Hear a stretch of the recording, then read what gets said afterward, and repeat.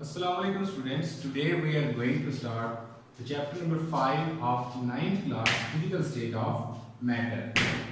तो इसमें सबसे पहले हम लोग ये सीखेंगे कि मैटर किसे कहते हैं। यहाँ पे मैं क्वेश्चन लिख देता हूँ, what is matter.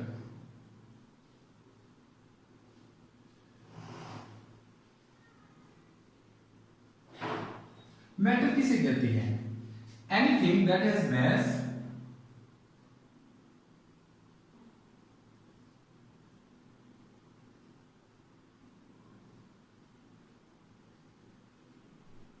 mass and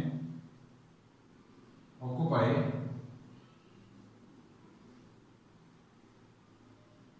space is called matter. हर वो चीज जो वजन रखती हो और जगह घेरे उसे हम लोग मैटर कहते हैं। अब हमारे पास अगर मैटर की एग्जांपल हम लोग लें तो ये मार्कर हमारे पास जो है वो मैटर है। उसके बाद कोई भी चीज जो वजन रखती हो और जगह घेरे उसको आप लोग मैटर कह सकते हैं। आइए अब इसकी जो स्टेट्स देखते हैं। Matter has 3 states.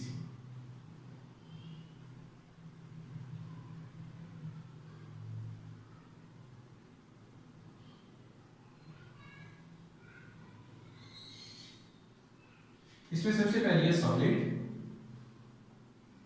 Second liquid and the third one is gas. तो इसमें सबसे पहले हम लोग गैस को डिस्कस करेंगे। यहां पे मैं क्वेश्चन लिख देता हूं, what is gas.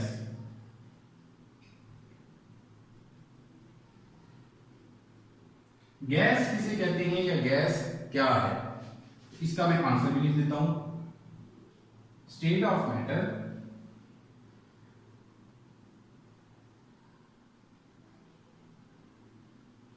that has indefinite shape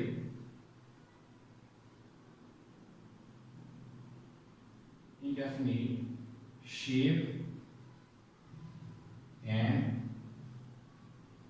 volume।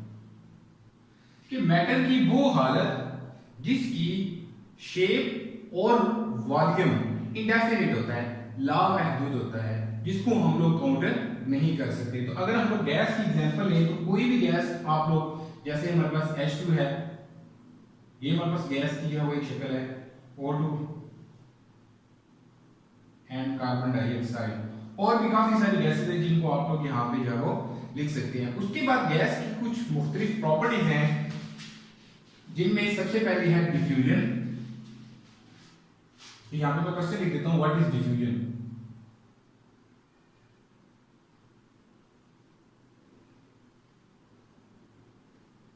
Diffusion spontaneous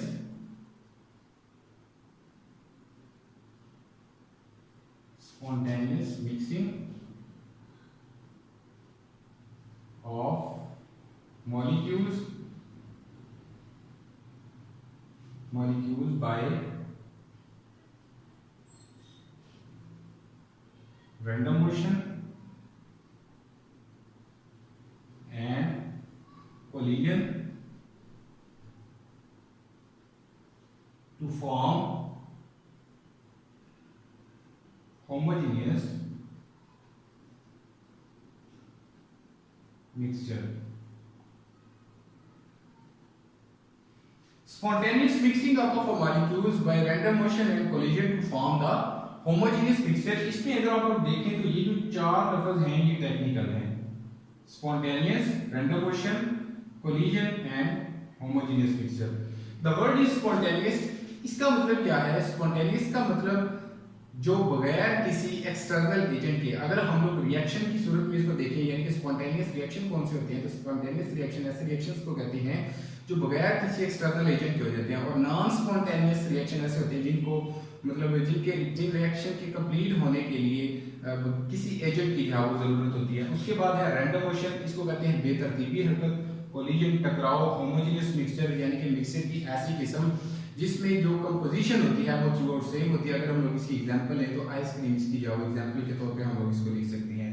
अब मैं इसको जाओ ट्रांसलेट कर देता हूँ, सॉरी इसको एक्सप्लेन जाओ साथ कर देता हूँ। मॉलिक्यूल्स की रैंडम मोशन यानी कि मॉलिक्यूल्स की बेतरतीबी हरकत और टकराव से होमोजेनियस मिक्सचर का बनना बगैर किसी एक्सटर्नल एजेंट के, that is called collision, sorry diffusion. तो इसकी अगर हम लोग एग्जांपल लें, example of diffusion, spreading of fragrance of flowers and perfumes।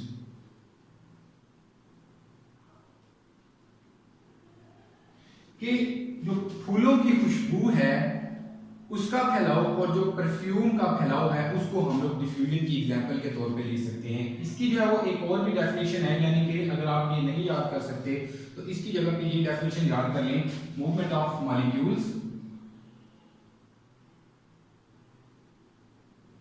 Movement of molecules from the region of high concentration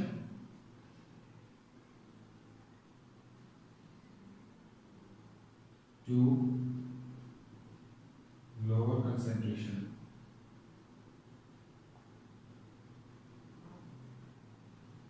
कि ज्यादा तनासब से कम तनासब की जानिब जो मॉलिक्यूल्स का फ्लो होता है, बहाव होता है, मूवमेंट होती है, उसको हम लोग डिफ्यूजन का नाम दे सकते हैं। उसके बाद अगर हम लोग देखें कि डिफ्यूजन किस चीज पे डिपेंड करती है, यहां पे मैं लिख देता हूं dependence of diffusion.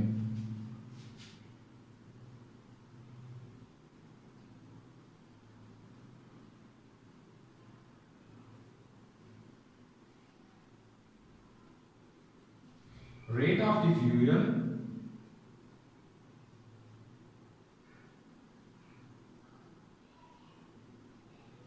depends upon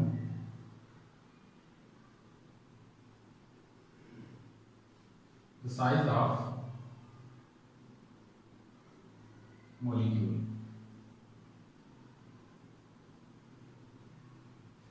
rate of diffusion depends upon the size of molecule. यहां पे एक चीज का मैं जिक्र कर देता हूं, what is meant by rate, इसका क्या मतलब है। इससे मुराद लेंगे स्पीड ऑफ डिफ्यूजन, यानी कि डिफ्यूजन कितनी तेजी से या कौन से मॉलिक्यूल हों तो डिफ्यूजन जल्दी होगी, कौन से मॉलिक्यूल हों तो डिफ्यूजन जल्दी नहीं होगी। रेट ऑफ डिफ्यूजन यानी कि speed of diffusion depends upon the size of molecule, यानी कि बड़े साइज के मॉलिक्यूल्स इतनी जल्दी डिफ्यूज नहीं होते जितनी जल्दी छोटे साइज के मॉलिक्यूल होते हैं। अगर यहाँ पे हम लोग H2 ले लें, यानी कि एग्जांपल ले लें H2, यानी कि जो H2 गैस है उसके मॉलिक्यूल्स 4 टाइम फास्टर डिफ्यूज हो जाते हैं O2 की निस्बत। नेक्स्ट है हमारे पास ये fusion, define fusion, define fusion.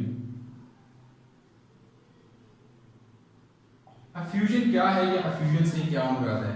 It is the escaping of gas molecules through tiny hole with lesser pressure, यानी कि एक छोटे से बारीक से सुराख से कम प्रेशर से गैस का बाहर निकलना फ्यूजन कहलाता है।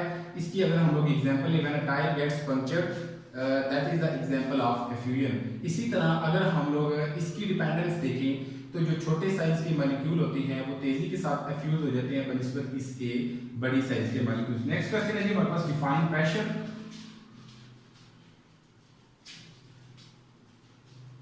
यहां पे मैं क्वेश्चन लिख देता हूं define pressure.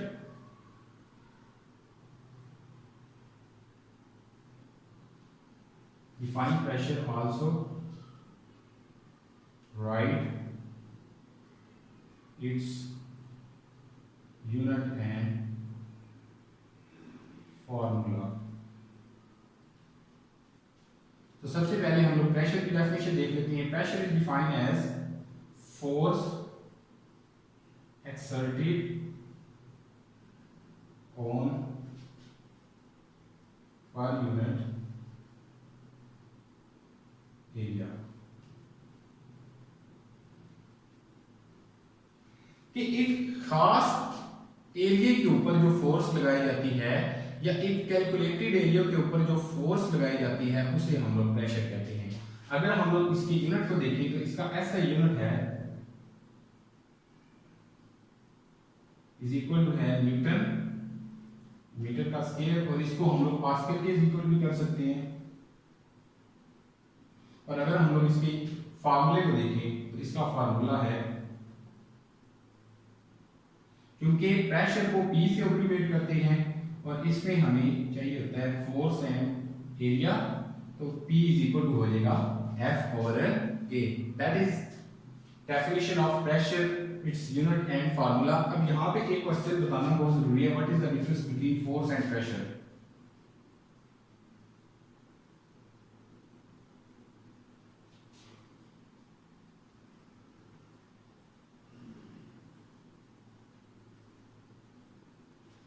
Force and pressure.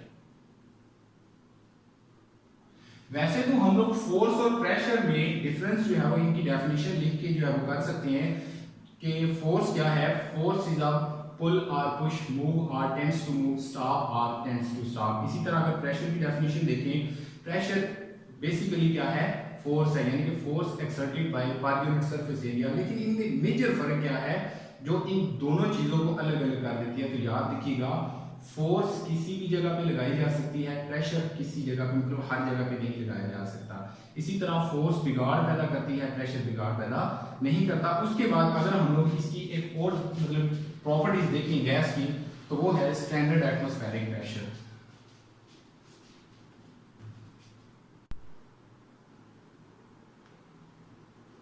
Standard atmospheric pressure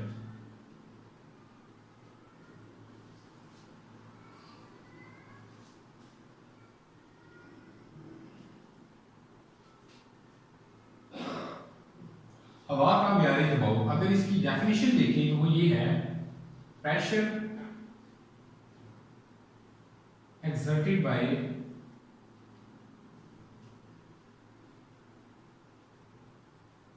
mercury column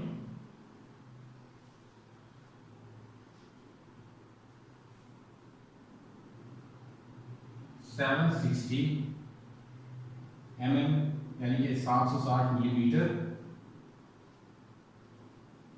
height at sea level. It is sufficient pressure to support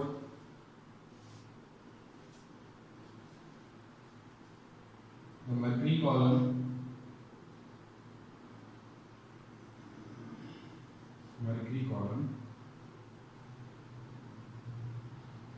at sea level.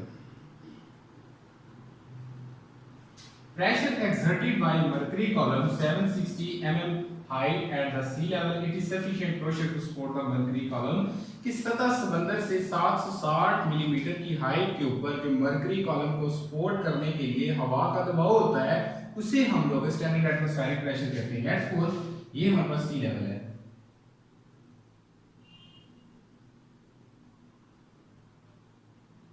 तो यहां से लेट्स सपोज हम फर्ज कर लेते हैं कि यहां तक 760 का फासला है मिलीमीटर का।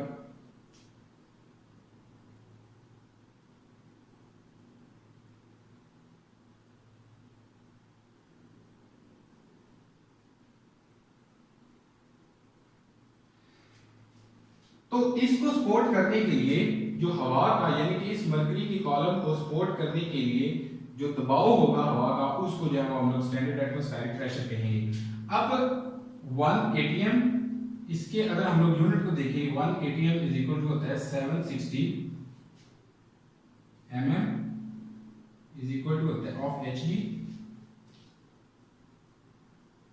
इज इक्वल टू होता है 760 hg। तो अगर हम लोग 760 मिलीमीटर ऑफ hg को न्यूटन पर मीटर स्क्वायर में कन्वर्ट करें तो वो हमारे पास आ जाता है 10, 13, 25 न्यूटन पर मीटर का स्क्वायर। और ये इज इक्वल टू होता है 10, 13, 25 पास्कल। स्टूडेंट्स यहाँ पे एक चीज की गलती है तो उसको हम लोग सही कर देते हैं, यहाँ पे मैं लिख देता हूँ क्रोर। उसके बाद इस डेफिनेशन के अंदर एक चीज का जिक्र आ रहा है सी लेवल। यहाँ पे सी लेवल का जिक्र क्यों है? क्योंकि जो जमीन का एक्चुअल सरफेस लेवल है वो सी लेवल होता है। अगर हमने जमीन की हाइट मेजर करनी है तो वो सतह समंदर से ली जाती है। Why gases are highly compressible, कि गैसेस के अंदर दबने की सलाहियत इतनी ज्यादा क्यों होती है? अगर हम लोग इसका आंसर लिखें तो ये है it is due to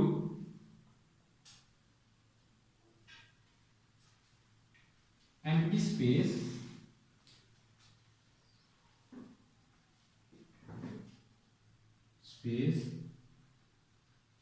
between their molecules।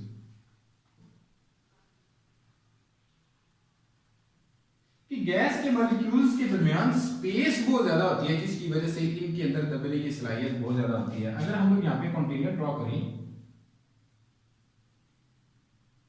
तो इसके अंदर गैस को रखें, तो इसको अगर हम लोग कंप्रेस करते हैं यहां से, तो ये जो मॉलिक्यूल्स के दरमियान आपको वाइड्स नजर आ रहे हैं, ये आपस में पैक हो जाएंगे। यानी कि मॉलिक्यूल्स के पैक होने से इसका वॉल्यूम भी कम हो जाएगा as compare to uncompressed gas. उसके बाद एक और क्वेश्चन जो है वो हमारे पास है, why the density of gas is lower than liquid and solid? Why the density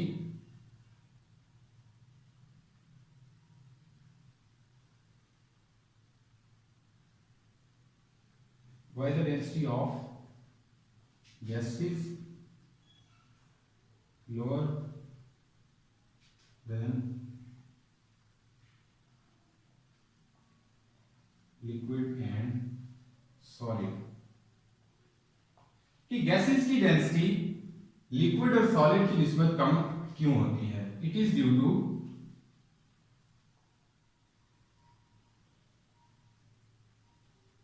light mass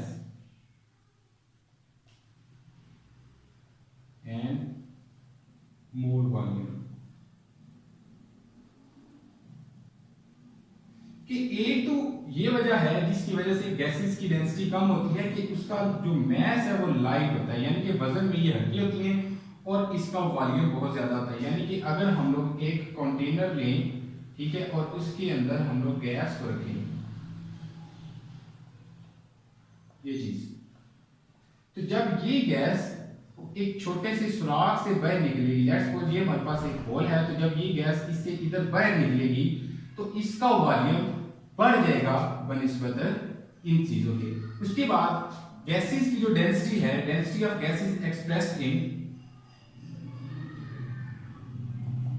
density of gases expressed in gram per decimetre cube.